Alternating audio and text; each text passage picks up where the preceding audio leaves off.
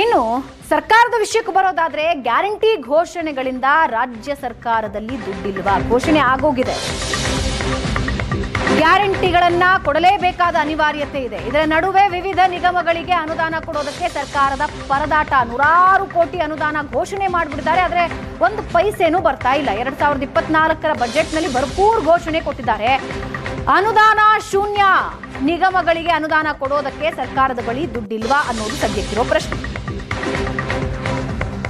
Budget ಘೋಷಣೆಯಲ್ಲಿ ನೂರಾರು ಕೋಟಿ ಬಿಡುಗಡೆ ಮಾಡ್ತೀವಿ ಅಂತ ಘೋಷಣೆಗಳಾಗಿದೆ. ಮತ್ತೊಂದು ಬಜೆಟ್ ಬಂದರೂ ಕೂಡ ಅನುದಾನವನ್ನೇ ಸರ್ಕಾರ ಕೊಟ್ಟಿಲ್ಲ. ಸಮುದಾಯ ಜಾತಿ ಆಧಾರದಲ್ಲಿ ನಿಗಮಗಳಿದೆಯಲ್ಲ, ಆ ನಿಗಮಗಳಿಗೆ ಅಭಿವೃದ್ಧಿ ನಿಗಮಗಳನ್ನ ನಿರ್ಲಕ್ಷ್ಯ ಮಾಡಿದ್ದಾರೆ ಅನ್ನೋ ಅಸಮಾಧಾನ ಹೊರಗೆ ಬರ್ತಾ ಇದೆ. ಇನ್ನು ಕೆಲವು ನಿಗಮಗಳಿಗೆ ಸರ್ಕಾರದಿಂದ ಕಡಿಮೆ ಅನುದಾನ ಬಂದಿದೆ. ಸ್ವಲ್ಪ ಅನುದಾನಗಳನ್ನ ಕೊಟ್ಟಿದ್ದಾರೆ.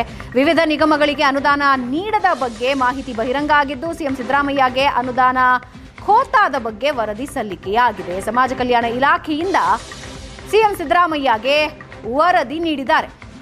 ಯಾವ ನಿಗಮಗಳಿಗೆ ಏನೇನು ಘೋಷಣೆ ಆಗಿದೆ, ಎಷ್ಟು ಬಿಡುಗಡೆ ಆಗಿದೆ ಅನ್ನೋದನ್ನ ನಮ್ಮ ಸ್ಕ್ರೀನ್ನಲ್ಲಿ ನೋಡ್ತಾ ಇದ್ದೀರಾ. ದೇವರಾಜ ಅರಸು ಹಿಂದುಳಿದ ವರ್ಗಗಳ ನಿಗಮಕ್ಕೆ ಘೋಷಣೆಯಾಗಿದ್ದು 100 ಕೋಟಿ, ಆದರೆ ಬಿಡುಗಡೆಯಾಗಿದ್ದು 0.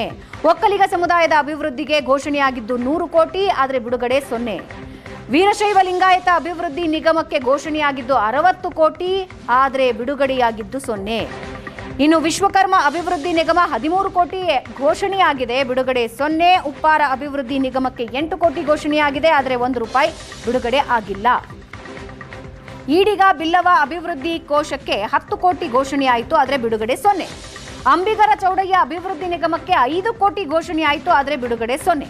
ಇನ್ನು ಯಾವ ನಿಗಮಗಳಿಗೆ ಘೋಷಣೆ ಮತ್ತು ಬಿಡುಗಡೆ ಆಗಿದೆ ಅನ್ನೋದನ್ನ ನೋಡ್ತಾ ಹೋಗೋಣ. ಕರ್ನಾಟಕ ತಾಂಡಾ ಅಭಿವೃದ್ಧಿ ನಿಗಮಕ್ಕೆ 60 ಕೋಟಿ ರೂಪಾಯಿಗಳ ಘೋಷಣೆಯಾಗಿತ್ತು, ಬಿಡುಗಡೆಯಾಗಿರೋದು 15 ಕೋಟಿ. ಬೋವಿ ಅಭಿವೃದ್ಧಿ ನಿಗಮಕ್ಕೆ 55 ಕೋಟಿ ಘೋಷಣೆಯಾಗಿತ್ತು, 13.75 ಕೋಟಿ ಬಿಡುಗಡೆಯಾಗಿದೆ. ಆದಿಜಾಂಬವ ಅಭಿವೃದ್ಧಿ ನಿಗಮಕ್ಕೆ 50 ಕೋಟಿ ರೂಪಾಯಿಗಳ ಘೋಷಣೆಯಾಗಿತ್ತು, ಆದರೆ ರಿಲೀಸ್ ಆಗಿರೋದು 12.5 ಕೋಟಿ ರೂಪಾಯಿ. ಸಫಾಯಿ ಕರ್ಮಚಾರಿ ಅಭಿವೃದ್ಧಿ ನಿಗಮಕ್ಕೆ 25 ಕೋಟಿಗಳ ಘೋಷಣೆಯಾಯಿತು, ಆದರೆ ಬಿಡುಗಡೆಯಾಗಿರೋದು 6.25 ಕೋಟಿ. ಅಲೆಮಾರಿ ಬುಡಕಟ್ಟು ನಿಗಮಕ್ಕೆ 28.78 ಕೋಟಿ ರೂಪಾಯಿಗಳ ಘೋಷಣೆಯಾಗಿತ್ತು. ಇರೋದ್ರಲ್ಲಿ ಬೆಟರ್ ಇದೆ, 10.37 ಕೋಟಿ ರೂಪಾಯಿಗಳ ಬಿಡುಗಡೆಯಾಗಿದೆ. ರಾಯಣ್ಣ ಕ್ಷೇತ್ರಾಭಿವೃದ್ಧಿ ಪ್ರಾಧಿಕಾರಕ್ಕೆ 5 ಕೋಟಿ ಘೋಷಣೆಯಾಗಿತ್ತು, ಆದರೆ ಬಿಡುಗಡೆಯಾಗಿರೋದು 1.25 ಕೋಟಿ ರೂಪಾಯಿ. ಒಬಿಸಿ ವಿದ್ಯಾರ್ಥಿಗಳ ಕಲ್ಯಾಣ ನಿಗಮಕ್ಕೆ 40 ಕೋಟಿ ರೂಪಾಯಿಗಳ ಘೋಷಣೆಯಾಗಿತ್ತು, ಆದರೆ ಇಲ್ಲಿವರೆಗೂ ಬಿಡುಗಡೆಯಾಗಿರೋದು 19.28 ಕೋಟಿ.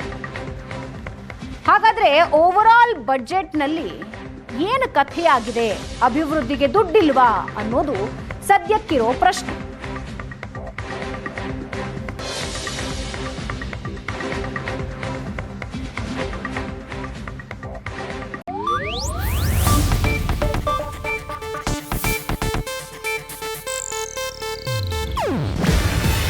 ಇದು ಏಷ್ಯಾನೆಟ್ ನ್ಯೂಸ್ ನೆಟ್ವರ್ಕ್ ಪ್ರಸ್ತುತಿ. ನೀವು ನೋಡ್ತಿದ್ದೀರಾ ಏಷ್ಯಾನೆಟ್ ಸುವರ್ಣ ನ್ಯೂಸ್.